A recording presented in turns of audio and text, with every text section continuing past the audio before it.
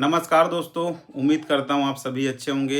आज की वीडियो में बात करेंगे क्या हमें अपनी एंसेस्ट्रल प्रॉपर्टी, पैतृक संपत्ति या खानदानी ज़मीन बेचनी चाहिए या नहीं। देखिए इस टॉपिक पे मैं यूट्यूब पे वीडियो सर्च कर रहा था कि भाई कुछ मिल जाए, किसी ने कुछ समझाया हो, बट मुझे कुछ नहीं मिला। मोस्टली लोगों ने कवर किया है कि भाई इसको बेचे कैसे, टैक्सेशन क्या होता है या बेचने में क्या कॉम्प्लिकेशंस आ जाता है। तो इन सब चीज़ों के बारे में बताया है बस, बट बेसिकली किसी ने नहीं बताया कि हमें अपनी एंसेस्ट्रल प्रॉपर्टी के साथ क्या करनी चाहिए, इसे बेचनी चाहिए या रखनी चाहिए। देखिए इसको बेचना या रखना बहुत बड़ा डिसीजन होता है, क्योंकि इसमें बड़े स्टेक्स इन्वॉल्व होते हैं, लाखों और करोड़ों की बात होती है। तो बेसिकली मैं इस वीडियो में आपको क्लियर करने की कोशिश करूंगा कि आपको करना क्या है।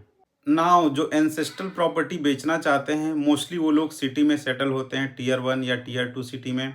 उन्हें अपने गांव या एंसेस्ट्रल प्रॉपर्टी जहां है वहां आना जाना कम होता है। तो उनके बेचने के पीछे कुछ रीज़न रहता है, वो पहले डिस्कस कर लेते हैं।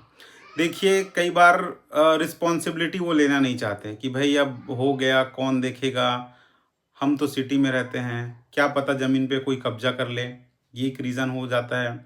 दूसरा, कंपैरिजन कि भाई मेरे एक रिश्तेदार ने बेचा, कहीं और ख़रीदा, या मेरे फ्रेंड ने बेच के कहीं और इन्वेस्टमेंट कर लिया।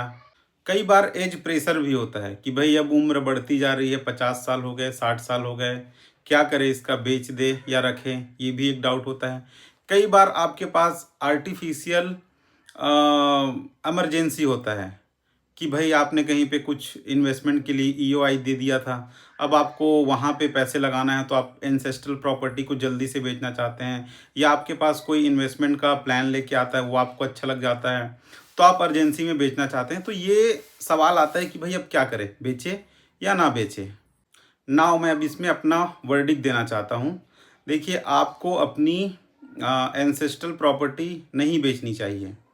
क्यों नहीं बेचनी चाहिए? क्योंकि भाई ये आपका हिस्ट्री है, जहाँ से आप आए हैं, ये आपका रूट है।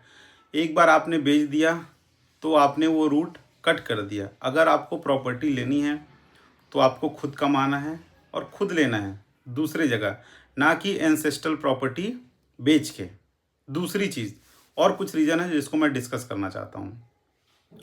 अगर दूसरे रीज़न की बात करूँ, अगर आप इसको बेच रहे हैं और कुछ खरीद रहे हैं और वहाँ पे भी आपको फिर से लोन लेना पड़ रहा है, तो आपको एंसेस्ट्रल प्रॉपर्टी को नहीं बेचनी चाहिए। जैसा मैंने पहले बोला, अगर आप डिसीजन अर्जेंसी में ले रहे हैं, कोई भी रीज़न हो गए, तो आपको वेट करना है। अगर आपका एंसेस्ट्रल प्रॉपर्टी बेचने का रीज़न सिर्फ आपको सिटी लाइफ, सिटी में रहना या 1-2 BHK लेना है, तो आपको अपना एंसेस्ट्रल प्रॉपर्टी नहीं बेचना है। Now last but not least, अगर आप इसको बेच रहे हैं और आपके पास कोई कॉन्क्रीट प्लान नहीं है उस पैसे को इन्वेस्ट करने का, तो आपको वेट करना है। जैसे कई बार होता है हमारा प्रॉपर्टी रहता है, तो कोई एजेंट या कोई भी रिश्तेदार डील लेके आते हैं कि भाई आप अपना प्रॉपर्टी बेचना चाहते हैं, हमारे पास ख़रीदार है। तो इस तरह की चीज़ें होती है। इस केस में क्या है, आपने ना तो बेचने का बोला था, ना तो आपके पास बेचने के बाद कुछ इन्वेस्टमेंट का कुछ प्रोग्राम है उस पैसे को ठिकाने लगाने का। तो उस केस में भी आपको नहीं बेचना है, वेट करना है। नाउ बात करते हैं किस केस में आप बेच सकते हैं या आपको बेचना चाहिए या थोड़ा कंसिडर करना चाहिए। देखिए आपकी ज़मीन है कौड़ी के भाव में और आपको ऑफर आ रहा है करोड़ों का, तो ऑब्वियस है आप बेचेंगे। फॉर एग्ज़ाम्पल 10 एकड़ आपके पास ज़मीन है, जो पहले था कुछ लाख का, अब वो हो गया है करोड़ों का। क्यों? हो सकता है कोई गवर्नमेंट का प्रोजेक्ट आ गया हो, कोई फैक्ट्री आ गया हो, हाईवे निकल गया हो। तो उस केस में क्या होगा, आपका जो प्रॉपर्टी का प्राइस होगा वो एक्सपोनेंशियली बढ़ जाएगा। उस केस में आप बेच सकते हैं। फॉर एग्ज़ाम्पल आपके पास 10 एकड़ ज़मीन है, तो आई विल सजेस्ट कि आप 8-9 एकड़ बेच दें, बट मैं आपको रिकमेंड नहीं करूँगा कि आप पूरा बेच दें। अगर आप पूरा बेच रहे हैं तो हो सके तो आप उसी गांव में या जहां पे भी आपका एंसेस्ट्रल प्रॉपर्टी है वहां फिर से कुछ छोटा मोटा आप ले लें। तो ये कुछ तरीके थे जो मैं आपको बताना चाहता था। और देखिए ये जो डिसीज़न होता है बहुत कॉम्प्लेक्स होता है और बहुत सारे लोग इसमें इन्वॉल्व होते हैं, फैमिली के बहुत सारे लोगों की तरफ से प्रेशर भी रहता है। तो अगर आपको इस डिसीज़न मेकिंग में कोई भी डाउट है या आप चाहते हैं मैं आपकी कुछ हेल्प करूं या कुछ आप मुझसे क्लैरिटी चाहते हैं, तो आप मुझे कर सकते हैं डिसीज़न डीएम मेरे व्हाट्सएप पे। तो उम्मीद करता हूं ये वीडियो आपको अच्छा लगा होगा, हेल्पफुल हुआ होगा।